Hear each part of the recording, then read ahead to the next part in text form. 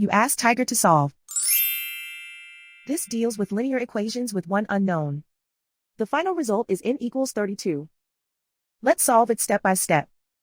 Simplify the expression. Find the greatest common factor of the numerator and denominator. Factor out and cancel the greatest common factor. Swap sides.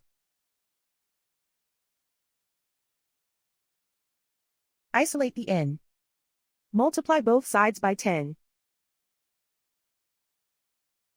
Group like terms. Multiply the coefficients. Simplify the fraction. Multiply the fractions. Simplify the arithmetic.